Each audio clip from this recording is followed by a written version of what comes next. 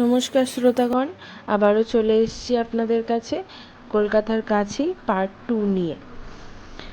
বেশি কথা না বলে তাহলে আবার গল্পে ফিরে আসি। কিন্তু নরেনও খেপে গেল যেন একেবারে। ওর চোখে জল এসে গিয়েছিল, তবু সে গালে হাত বুলোতে বুলোতে ওকে ভেঙচি কেটে জবাব দিল, ফের মুখে মুখে চোপা? কেন চোপা করবো না তাই শুনি? তুমি আমাকে খাওয়াচ্ছ, পড়াচ্ছ, তোমার খাই না তোমার বাবার খাই? ফের ফের শালা আবার কথা কইছিস?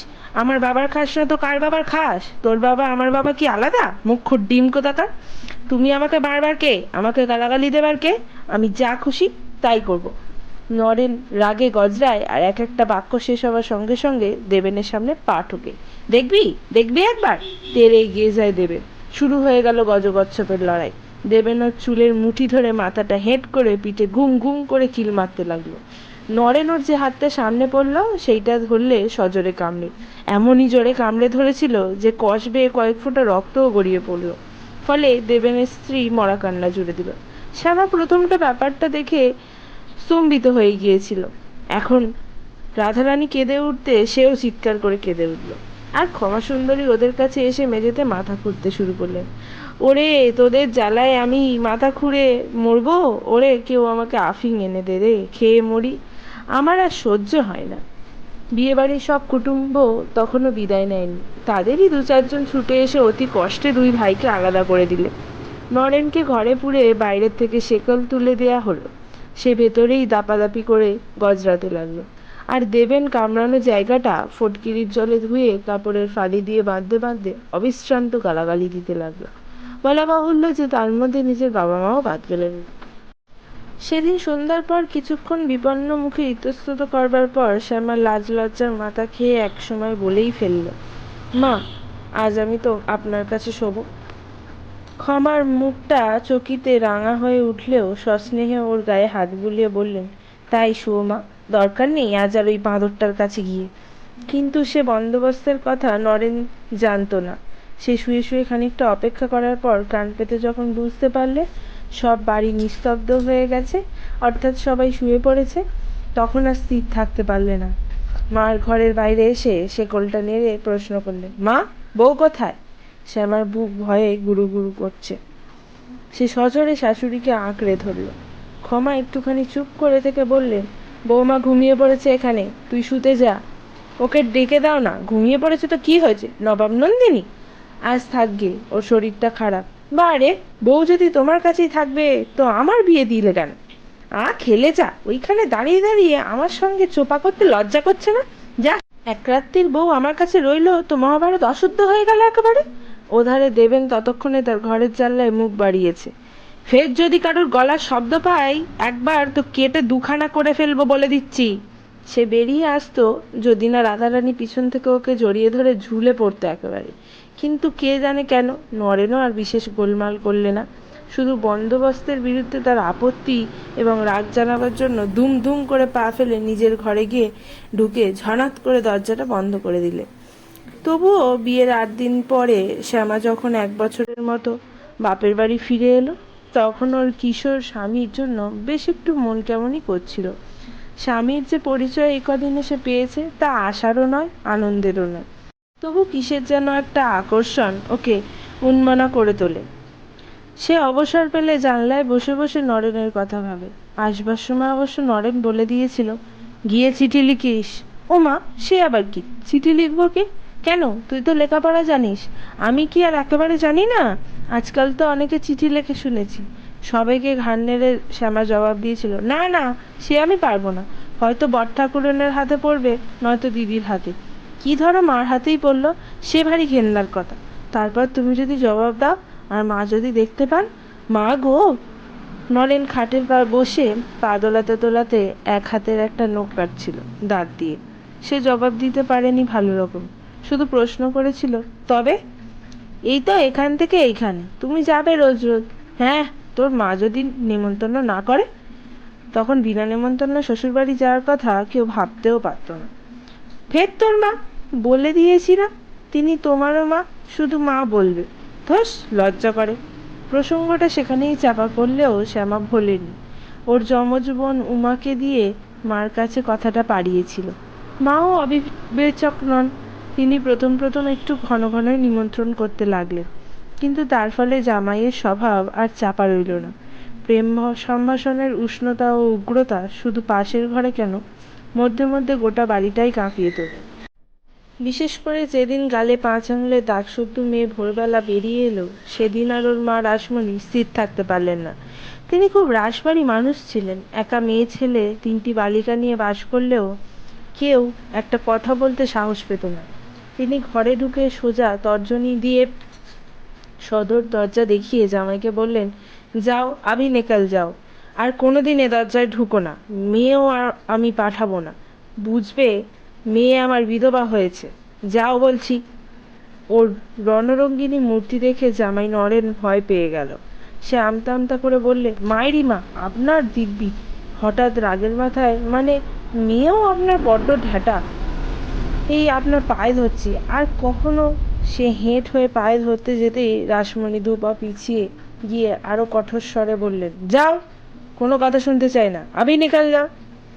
অজ্ঞতায় এক পা করে সেদিন নরেনকে বেরিয়ে যেতেই হয়েছিল। শ্যামা কিন্তু এ ঘটনায় অত্যন্ত মনমরা হয়ে বলল। বিশেষ করে কথা চাপা রইল না। এ নিয়ে যেমন আলোচনা চলতে লাগলো পাড়াঘরে, তেমনি দলে দলে দুঃখ ও সমবেদনা জানাবার লোকের অভাব রইল না। স্বামী ঠিক কি বস্তু বা ভবিষ্যৎ জীবনে তার কি হতে পারে এই সম্বন্ধে স্বচ্ছ কোনো ধারণা না থাকলেও শ্যামা বুঝতে পারলে তার মস্ত বড় একটা সর্বনাশ হতে চলেছে। সে রীতিমতো কান্নাকাটি জুড়ে দিল এবং এই সমস্ত দুঃখের মূল বলে আকারে ইঙ্গিতে মাকেই দায়ী করতে লাগলো। রাসমণি মাস 5-6-এর মধ্যেই অস্থির হয়ে উঠলেন। শেষ পর্যন্ত লাজ লজ্জার খেয়ে নিজেই জামাইকে নেমন্তন্ন করে আনাবেন কিনা ভাবছেন, এমন সময় শ্রীমান স্বয়ং একদিন এসে হাজির। মুখটা একটু শুকনো, 1 হাঁটু ধুলো, কোথার থেকে একটা বিরাট মানকচু ঘাড়ে করে বাড়ি ঢুকলো। শাশুড়িকে দেখে মানকচুটা পায়ের কাছে নামিয়ে রেখে একেবারে গড় হয়ে প্রণাম করলো।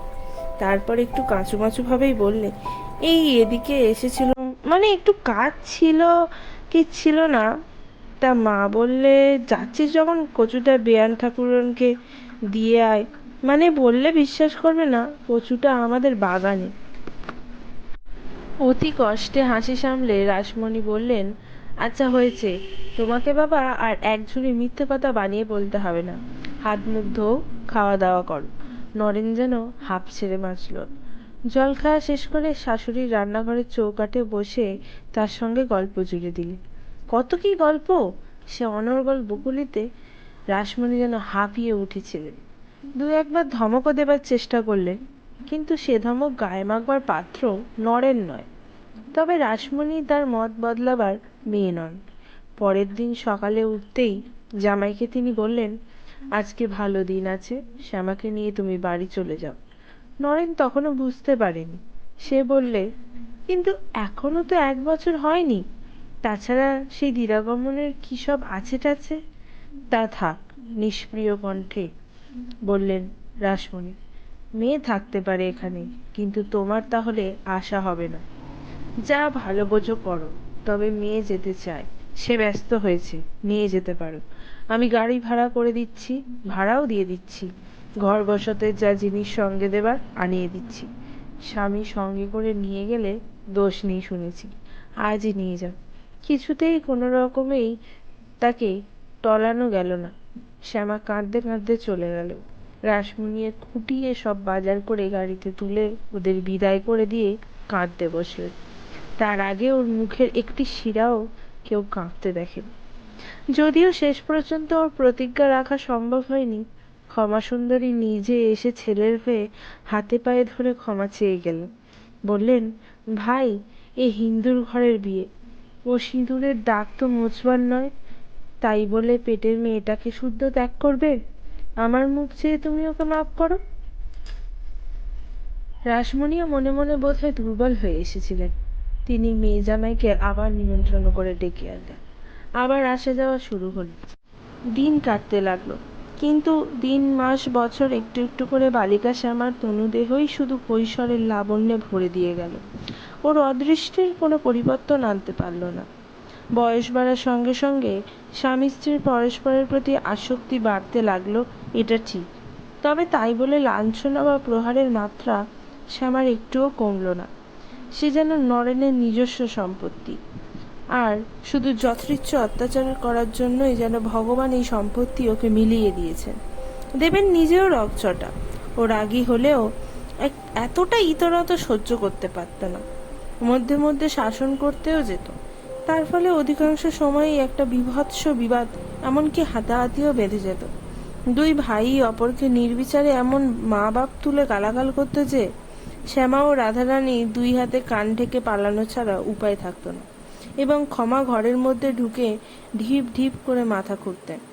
আবার সে পালা শেষ হলে ঘরে ঢুকে নরেন আর একবার শ্যামাকে নিয়ে পড়তো। বল শালি বল, ওর এত মাথা ব্যথা কেন? আমি তোকে মারি তাতে ওর টনক নড়ে কেন? বল শিগগির। তার সাথে দুধদার কিল চল লাথি চলতে থাকতো। সেসব ক্ষেত্রে প্রহারের চেয়ে ওই ইঙ্গিতটার মধ্যে যে ইতরতা প্রকাশ পেত, তাতেই যেন শ্যামা মরমে মরে যেত। সব কথাই রাসমণির কানে আসতো। তিনি কোনোদিনই কোনো ব্যাপারে অধীরতা প্রকাশ করতেন না। ঘরের কথা পরকে বলাও তার অভ্যাস ছিল না। শুধু পুজোর আসনে বসে বসে মনে যখন সব বেদনা ইষ্টের পায়ে সমর্পণ করতেন, সেই সময় মনে হতো তার বুকটা যেন ভেঙে পিষে যাচ্ছে। কিন্তু কি করবেন, উপায় কি? জামাইকে এ বাড়িতে আসতে বারণ করলে মেয়ের একটু খবর পর্যন্তও পাবেন না। একদিন সে খবর নরেন নিজেই বহন করে আনত। মেয়ে যে তার কি পরিমাণ অবাধ্য এবং বদমাইশ, তার সবিশেষ বর্ণনা দিয়ে সেই বদমাইশি জব্দ করাও যে কি অসুখ তার কাছে আছে, কেমন করে জব্দ করেছে সেই গল্প করত। একদিন দুপুরবেলা এসে হাজির হলো ডান হাতখানায় ভিজে ন্যাকড়া জড়িয়ে। দেখা গেল হাতটা ফুলেও উঠেছে। বাড়িতে পা দিয়েই বিন্দুমাত্র ভনিতা না করে বললেন, দিন মা, চারটি ভাত দিন। আজ আর বাড়ি ফেরা হলো না। ভাত তখন রাসমণি নিজে খেতে যাচ্ছিল, সেই ভাতই ধরে দিলেন। উহ, আমি হাতে করে খেতে পারবো না, আমাকে খাইয়ে দিতে হবে। দেখছেন না হাতের অবস্থা? হাতে কি হলো বাবা? আর কি হবে, আপনার কন্যাকে শাসন করতে গিয়েই এই কাণ্ড। মারতে গিয়ে এমন বেকায়দায় হাতটা লেগে গেল, দেখুন না ফুলে ঢোল হয়েছে একেবারে। কখনো তো দাঁড়িয়ে মার খাবে না, এমন বদমাইশ। তারপরে থালার দিকে চেয়ে, এই যে সব নিরামিষ দেখছি, কিছু নেই? দিন না একটু পেঁয়াজ কুচিয়ে বেগুন পোড়ার সঙ্গে, বেশ লাগবেক্ষণ। যে মেরেছে তারই যদি এই অবস্থা হয়, তো মার যে খেয়েছে তার কি অবস্থা কল্পনা করে চোখ ফেটে জল বেরিয়ে আসছিল তখন রাসমণি। কিন্তু পশুর সামনে জল ফেলতেও যেন লজ্জা হয়। অতি কষ্টে উদ্গত অশ্রু দমন করে তিনি একটা চামচ এনে ওর পাতে ফেলে দিয়ে বললেন, এইটা দিয়ে বাঁ হাতে খাও বাবা, আমি আর এখন খাওয়াতে পারবো না।